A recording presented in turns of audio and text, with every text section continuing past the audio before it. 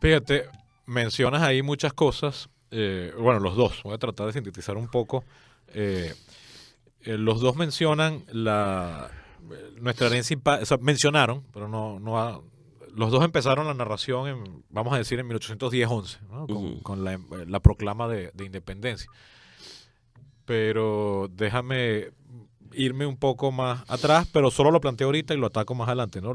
Los 3 siglos de herencia hispánica tienen que haber sido muy importantes. Sin duda alguna. Si seguimos con el símil biológico de que la historia de un pueblo es como la vida de una persona, como la biografía, los años de herencia hispánica son como la infancia Más o menos. del país. Porque además, en el caso concreto venezolano, que esto capaz no aplica para México, o capaz, o buena parte de México, y no aplica quizás para buena parte del Perú y Bolivia, en Venezuela, en lo que hoy en día conforma Venezuela, había, por supuesto, pueblos prehispánicos, había pueblos aborígenes, pero no había un concepto de nación, no eran pueblos civilizados en el sentido original de lo que la palabra civilizado significa, es decir, de vivir en ciudad. Ujú. Eran tribus seminómadas o nómadas abiertamente, muchas de ellas muy parecidas al estilo de vida que llevan los Yanomamis todavía hoy.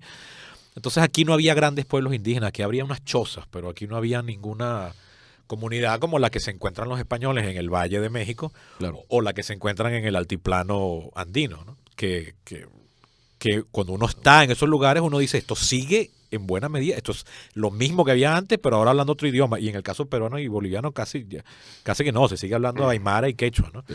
Este, pero entonces podríamos en el caso venezolano, había unas tribus indígenas aquí antes, queda la herencia, por supuesto, quedan costumbres como lo de bañarse a diario, quedan los toponímicos, quedan los nombres de las comidas y de los lugares, pero fuera de eso no es tan fuerte como podría ser en otras regiones del continente.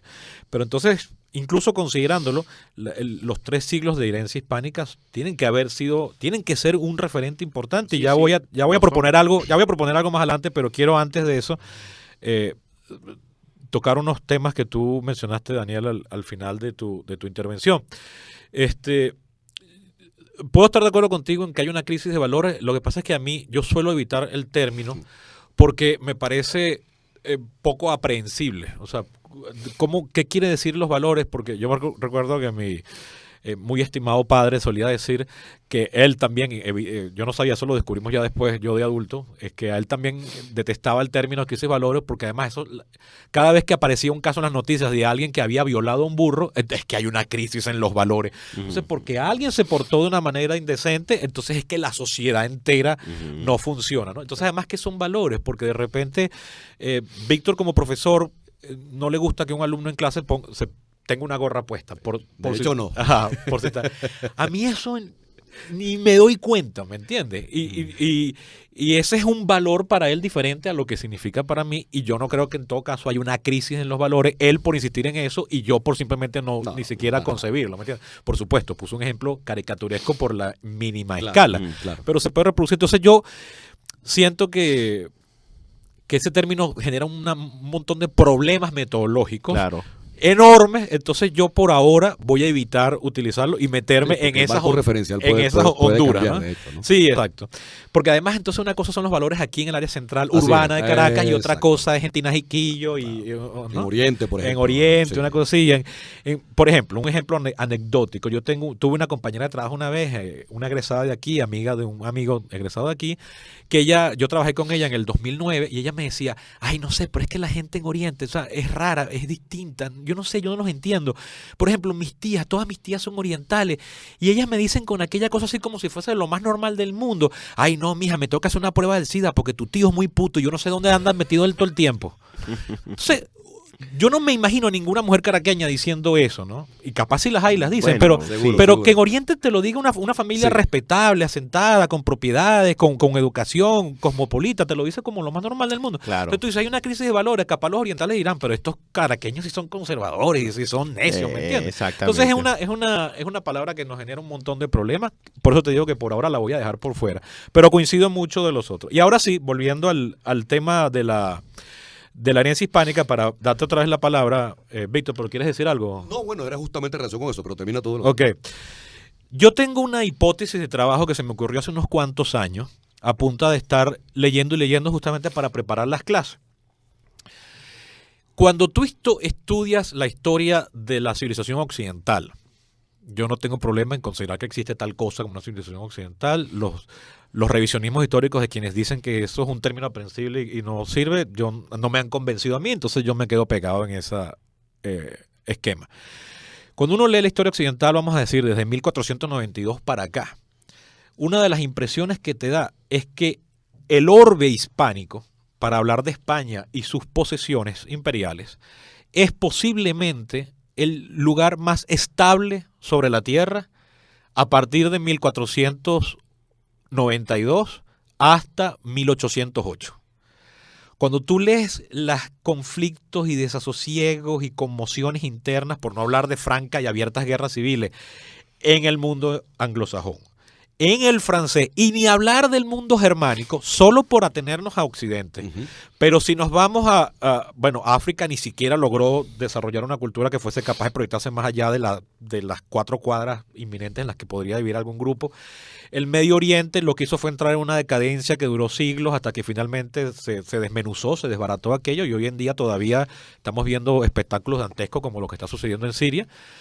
Y luego te vas a China y uno sabe que bueno, que ahí solo se mantenía el orden a punta de unas tiranías oprobiosas.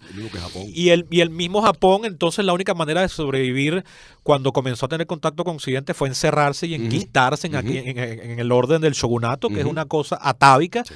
Entonces los ponen en 1850 como estaban en 1500, ¿no? Una cosa así absurda. Claro. Pero tú ves el orden hispánico, tú ves cuando tú lees todos los enfrentamientos que tiene España a partir de 1492 son externos. Uh-huh. Hay, por supuesto, episodios internos. Está la revuelta de los comuneros, está el lanzamiento, pero son casi que anécdotas, son cosas muy pequeñas. Pueden ser muy graves, pero cuando tú las comparas con lo que estaba pasando en Francia, con lo que estaba pasando en Inglaterra y, como ya dije, con lo que estaba pasando en el orden germánico, lo que está pasando en España no es nada. Es como cuando uno se queja por una gripe y ve que el de al lado se está muriendo con una enfermedad grave, un cáncer terminal, una cosa así, ¿no? Entonces el mundo hispánico es bastante estable. Una vez que España llega a estas tierras y las incorpora a sus dominios, también es una región, o sea, esto le dio mucho menos dolores de cabeza a España de lo que le dio India a los ingleses en solo un año. Perdón, en solo un siglo, quise decir. Entonces es bastante estable, pero cuando se acabó, tengo la impresión de que fue lo peor que le pudo haber pasado a las dos partes, porque tú ves lo que estuvo España padeciendo un siglo y medio a partir de 1808 y hasta 1900, hasta Franco, pues. Franco ya como el epílogo, el episodio de cierre, pero llegó a eso con una guerra civil cruentísima, de las peores que conoció Europa en más de un siglo, y ya tuvo un montón de guerras civiles. Cuando tú ves la historia española en el siglo XIX, se parece mucho a la historia latinoamericana. Tú dices, mira, es que las dos partes del componente, una vez que se desarmó el Imperio Español, fue terrible para las dos partes, ¿no? Bueno, entonces tú dirás, pareciera que estuvimos muy estables, pero sobreviviendo con unos atavismos, que cuando entramos al siglo XIX y nos separamos, no sabíamos cómo funcionar. Después del deseado, la cosa fue terrible. Fue terrible para todos. Hay que tener cuidado con lo que se desea. El país más estable del antiguo orbe hispánico es un desastre al lado del orbe francófono o del mundo anglosajón. Pensé que iba a decir el orden franquista. No, el orden francófono, por hablar de Francia, Bélgica, Canadá y lo que comienzan a hacer las colonias francesas. Y el orbe anglosajón, que es justamente a partir de ahí que comienza a adquirir su rol relevante que todavía mantiene en el mundo actual, ¿no? Ajá. Entonces, yo digo, oye, no sé qué es, pero hay algo en el periodo español que nos dio una estabilidad envidiable, pero que cuando se le puso en duda y se quebró, nos dejó con una serie de problemas, y ya va, como tú dijiste, 200 años, ya llevamos 2 de 3 de los siglos que duró aquello, que no logramos estabilizar. España parece que ya por fin sí, aunque tenemos un mes de inestabilidad, pero puede ser algo coyuntural. Yo espero que así lo sea. Ojalá no me equivoque, sí. Pero España ya parece ser un país desarrollado, estabilizado, próspero. Es el que más creció en Europa el año pasado. De hecho, Cataluña está. Exacto. Y América Latina tiene episodios en los que algunos países pareciera que comienzan a desarrollarse, Argentina a principios del siglo XX, Venezuela en la última mitad del siglo XX, pero luego entonces tienes estos desinfles y estas entradas nuevamente en el caos que tú dices, oye, pero no te puedes emocionar por un país latinoamericano porque en lo que te emocionas te defrauda, se te va al traste otra vez. Pasa el típico problema de siempre. Bueno, Sebastián, me imagino que también el objetivo es crear conocimiento y generar polémica, porque la historia, como ciencia social también, ciencia al fin, genera conocimiento a través de la polémica. Yo soy partidario de pensar, Sebastián, justamente en tu hipótesis, que la explicación de eso tiene que ver con los valores. Pero el tema de los valores es un tema que justamente no se tiende a incorporar mucho en las ciencias sociales porque hay como una especie de complejo de culpa o de sentimiento de inferioridad de las ciencias sociales por su rama humanística con las ciencias duras o las llamadas ciencias exactas, ciencias naturales y físicas, porque las ciencias tienen en parte de su concepción la idea de leyes generales, leyes universales, de la repetición de patrones, etcétera, pero la condición humana no siempre se da así en su desenvolvimiento social. Cuando se habla de valores se piensa que es una cosa muy especulativa, muy relativa, pero nosotros no podemos olvidar que la condición humana, la condición del ser humano, aparte de ser un ser material y biológico, también es un ser social, un ser cultural, un ser que también tiene sentimientos, creaciones intelectuales, y eso también marca y de alguna manera sirve para definir su existencia. Evidentemente existen rebeliones, producto de que la gente está pasando hambre, existen rebeliones, producto de que la gente siente que ha perdido su libertad, y también existen rebeliones porque tiene que ver con un conjunto de creencias o sentimientos. Lo que ocurrió en España, justamente en 1808 con la invasión napoleónica, es porque el pueblo español siente que no solamente el país ha sido ocupado, el país ya tenía un año ocupado por las tropas francesas, el Tratado de Fontainebleau, que permitía la alianza franco-hispana para invadir Portugal. La molestia de los franceses, de los españoles, es cuando se llevan a la familia real y en efecto está preso ya el rey, que ya el antiguo príncipe de Asturias, Fernando VII, ya se ha convertido en rey. Entonces los españoles sienten una afrenta nacional de un enemigo que siempre le veían con resquemor, que era Francia. Entonces, ¿qué ocurre aquí? Es importante señalar. Los valores son fundamentalmente conjunto de acepciones, creencias que pueden ser distintos en ciertas partes, pero son marcos referenciales que se van aceptando dentro de la cultura. Es lo mismo que las virtudes. Puede que nuestras virtudes culturalmente sean diferentes a las de otras civilizaciones, pero cuando, por ejemplo, se habla de la ética del profesor, uno espera que el profesor tenga un código de conducta dentro de sus particularidades, que sea cumplir con su trabajo, respetar, hacer una buena gestión que genere entre sus alumnos un buen feedback, etcétera. Evidentemente no se está diciendo que todos tienen que ser igualitos, cortados por la misma tijera. Algo similar pasa con los valores, pero una percepción excesivamente materialista de la historia y una percepción muchas veces cientificista de las ciencias sociales hace que eso se vea como especulativo y secundario, pero se comete un grave error porque las creencias, los símbolos, los mitos son algo muy presente en los pueblos. Los mitos se construyen, se deconstruyen, se vuelven a construir y están presentes en nuestras sociedades. Entonces, lo de la independencia genera un problema muy interesante porque se rompe un orden tricentenario que es el colonial. En efecto, yo coincido contigo en cuanto que la colonia fue un periodo muy importante. En Venezuela, los estudios profesionales de historia, sobre todo en los años 60 y 70, en la Universidad Central de Venezuela, se abocaron a estudiar y a rescatar el pasado colonial. Me sorprendía que de toda la producción historiográfica venezolana hasta los años 60, el 90% era el periodo de la República, pero comienza una tendencia a estudiar. De hecho, la Academia Nacional de la Historia creó una colección que se llama Fuentes para el Estudio de la Historia Colonial de Venezuela, porque ese era un pasado que nosotros teníamos una deuda con él, y se ha comenzado a estudiar, y bueno, muchos historiadores han hecho su carrera precisamente enfocándose en ese estudio. Ahora bien, ese extraño elemento que tú dices, que la estabilidad del mundo español y el mundo hispano en general, ¿a qué se debe? Bueno, hay una razón. O sea, ¿estás de acuerdo en que sí? Sí, coincido en gran medida, aunque no fue un manto de rosas. La rebelión de las Germanías, la rebelión de los comuneros, la expulsión de los moros, también hubo una insurrección de moros en Cataluña, el problema con los berberiscos, los piratas musulmanes en el Mediterráneo generaron que en España hubiese problemas bastante serios. Y bueno, también el problema del bandolerismo en España nunca se arregló al 100%. Por algo existía la Santa Hermandad, que era una especie de cuerpo policial.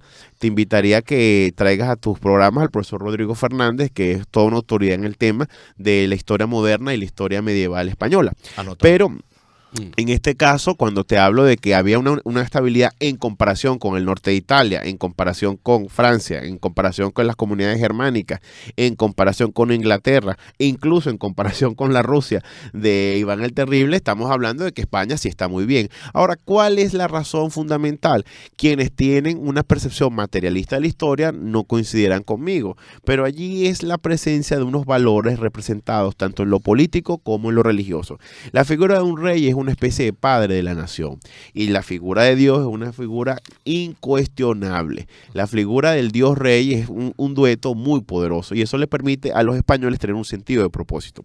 Habitualmente cuando se habla de una sociedad se dice que la gente se reúne por una comunidad de intereses, pero se piensa nada más que los intereses son únicamente materiales. Esa es una percepción muy tomada de la biología, la antropología o la etología, pero desde el punto de vista de la psicología social y la historia es que la comunidad puede ser la búsqueda de leyes, protección, libertad y valores que son cuestiones no materiales, son intangibles. Entonces la gente se mantiene unida por la presencia de la ley que le da o seguridad o le garantiza libertad y la presencia de un rey que era visto como el padre de la nación y de un Dios que a través de una ética religiosa implicaba un código de conducta hace que mucha gente se lo pensara dos veces para portarse mal. ¿Por qué? Bueno, porque te podía tener la Santa Hermandad, porque podías ser acusado por la Santa Inquisición, porque podías cometer una falta que socialmente era muy grave. Había un fuerte control social por aquello de la vigencia del honor. La idea del honor como una forma de tener una conducta típica superior y una persona indigna que no era propia de eso podía caer en una situación de deshonra que nos recuerda un poco a los sistemas de las castas de la India, era muy fuerte en América Latina y eso era un factor que también recogía algo que también culturas previas como la de los aztecas en México, los incas en Perú sostenían. Entonces el sistema americano funcionó bastante bien con esa idea. Pero ¿qué pasa? Llega la modernidad, llega la ilustración y la ilustración trae una paradoja bastante amarga para el mundo. Viene a liberar al hombre del fanatismo, viene a liberar al hombre del despotismo religioso, pero cuando empieza a plantear eso, plantea que, bueno, hay una ética que debe cambiar y eso nos lleva hasta el punto del siglo XXI. La gente tiene ahora la mejor tecnología de la historia, pero tiene una profunda crisis en cuanto que no sabe qué hacer, se siente vacío, trata de buscar ayuda fumando tabaco, leyendo caracoles, leyendo el horóscopo como loco, tienen aplicaciones en su celular para que vean los biorritmos y cualquier tipo de superchería. Lo que mencionó alguna vez, jugando animalitos, o lo que decía una vez Humberto Eco de que parecía que habíamos regresado a la Edad Media en cuanto que la superstición ahora era muy amplia. Aunque comparto en parte de lo que dice Humberto Eco, lo que no me gusta es que se hable de las creencias de la gente como supersticiones. Ciertamente, desde una perspectiva materialista, nosotros no vamos a estar creyendo que el rey es Dios, etcétera, pero nosotros desde la independencia para acá no hemos resuelto ese problema, casi que estoy hablando de un aspecto edípico. Hay algunos psicólogos sociales que coinciden con eso, pero la idea del orden para nosotros era el rey. Y el rey era una especie de padre. Y al hacer nosotros la revolución, cambiamos todo el orden y ahora estamos como que pagando las consecuencias de esa situación. Nosotros no vemos a nuestros iguales, que son nuestros hermanos, como una figura de autoridad como el rey, que era el padre. Y aquí se le respetaba mucho al rey porque como nunca vino un rey español a América, esa es otra cosa. Además, el rey era como Dios. Era una figura casi mítica. Exacto. Porque no vino. Cuando estuvo a punto de venir, no pudo venir. Quedó preso. O sea, solamente el portugués fue el que vino. Exactamente.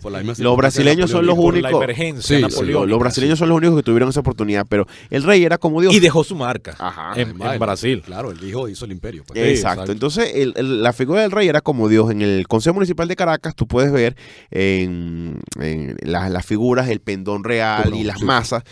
Cuando llegaba el sello real del nuevo rey, porque se había muerto el anterior, el recibimiento en Caracas era un acto solemne como que si tuviese el rey. Y la gente respetaba ese vulgar sello con un ceremonial que era casi como cuando una religión oriental. En la India, cuando hay como los retratos de Kim Il-sung en Corea del Norte, que no le puede dar la espalda. Prefiero el caso de la India, porque en la India hay una serie de pequeños monolitos que la gente adora en determinadas partes en el hinduismo, que creen que en efecto ese pequeño monolito, esa pequeña piedra es el Dios, y le ponen flores y lo respetan, le echan agua.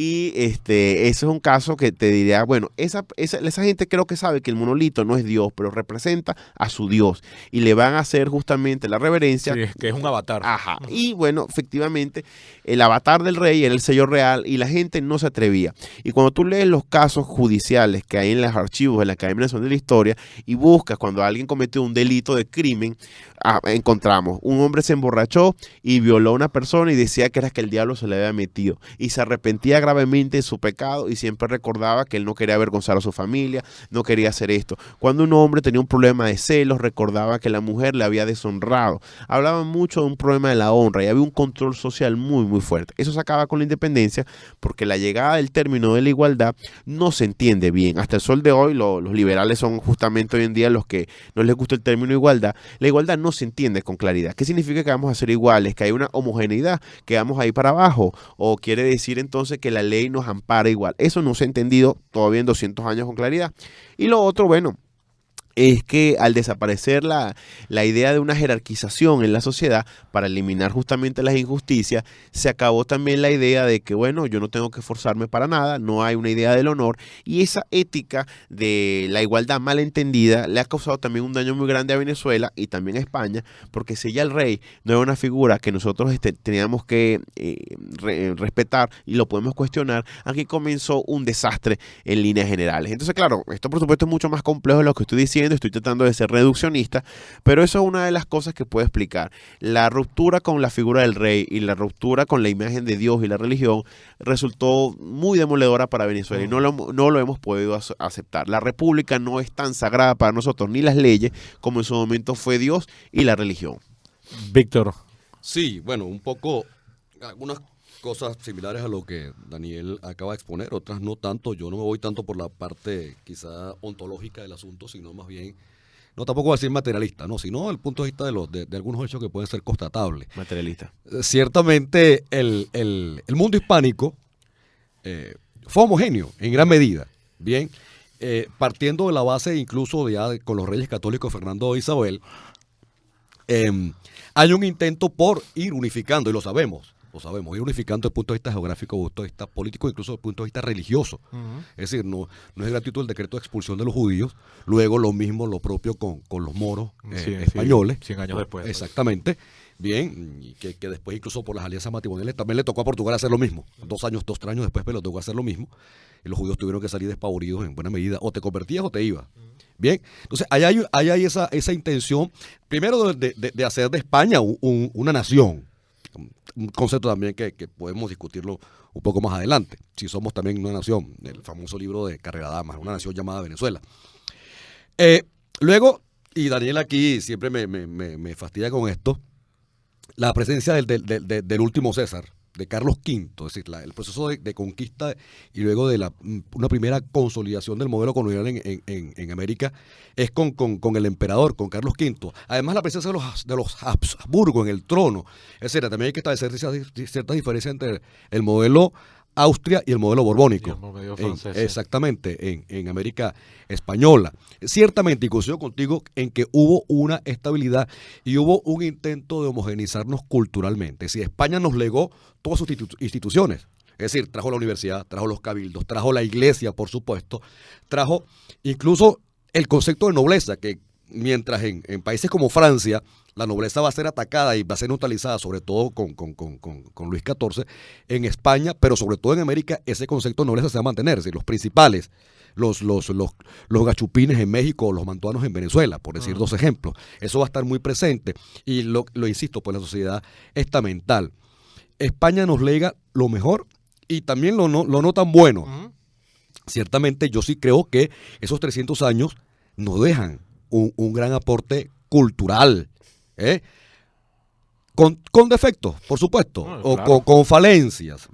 No estuvo exentos de insurrecciones, lo sabemos. El propio Carlos V tuvo que enfrentar los intentos por hacer buenos los derechos de su madre, de Juana, como reina también de Castilla. Tuvo que enfrentar eso, por decir un ejemplo bien concreto. Ahora, España no se queda solamente en la intención, sino que lo logra. Es decir, el derecho indiano, el derecho castellano en América, logra eso. Un autor como Ops Capdeville lo dice claramente. Es decir, era un derecho uniformista, nos uniformó, Ujú. bien, es un derecho además casuístico. A cada caso se inventaba, por decirlo de alguna manera, el artículo legal. Es decir, esa intención fue real y se hizo patente. Tan es así que el Bolívar de 1810, en la Sociedad Patriótica, se queja y dice, 300 años de calma no bastan. Ujú. Pero Bolívar de 1814 dice, en una carta, quejándose de la guerra a muerte, dice, caramba, se han destruido 300 años de cultura. Sí, en solo 4 años, Fue una proclama. Fue una Exactamente. proclama. ¿cómo cambió? Bueno, entonces una cosa que tú dices, ¿cómo cambia la visión? Es decir, además él era parte de los principales. Claro, él era un representante privilegiado. Es correcto. Entonces vemos que si yo sí estoy plenamente de acuerdo en que el mundo hispánico, a diferencia del resto de Europa, bueno, ni hablar de Asia y de África, que ya tú muy bien lo explicabas, Sebastián, guardó cierta estabilidad.